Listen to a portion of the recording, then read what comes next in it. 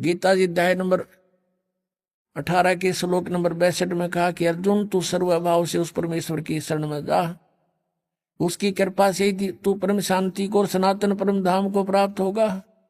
अपने विषय में बताता चौथे अध्याय के 5वें श्लोक में, 9वें श्लोक में, दूसरे अध्याय के 12वें श्लोक में, 10वें अध्याय के दूसरे श्लोक। अर्जुन तेरे और मेरे बहुत जन्म हो चुके, तू नहीं जानता, मैं जानता हूं। 8वें अध्याय के 5वें और 7वें श्लोक में कहा कि मेरी साधना करनी है तो मुझे प्राप्त होगा, जन्म मृत्यु बनी रहेगी, युद्ध भी करना पड़ेगा, शांति नहीं है। 8वें अध्याय के 8, 9, 10 में 3 श्लोकों में कहा कि उस परमात्मा की भक्ति करेगा तो उसको प्राप्त होगा।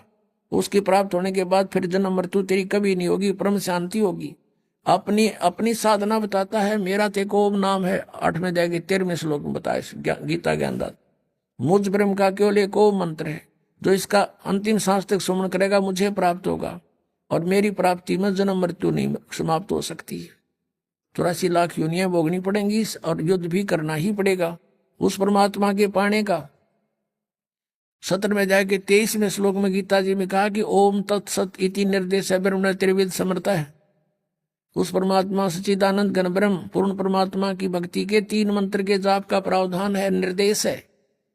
चौथे अध्याय के 34वें श्लोक में कहा कि वो तत्व ज्ञान, उस तत्व ज्ञान को समझ, कौन से को? चौथे अध्याय के 32वें श्लोक में गीता जी में कहा है कि स्वयं सच्चिदानंद घन ब्रह्म ने अपने मुख से उच्चारण करके जो वाणी बोली है वो सच्चिदानंद घन ब्रह्म की वाणी है, वो तत्व ज्ञान है। उस तत्व ज्ञान को मैं नहीं जानता, गीता ज्ञानदाता कहता है। वो तत्वदर्शी संतों के पास जाकर समझ, वो बताओगा तुझे, और उसके बताए मार्ग अनुसार फिर उस परमेश्वर की शरण में जा, जिसकी कृपा से तू परम शांति को और सनातन परम धाम को प्राप्त होगा। अब यहां देखो, ओम नाम का ये ओम और आराम ये जाप करते हैं, इनकी यहीं तक बुद्धि सीमित है।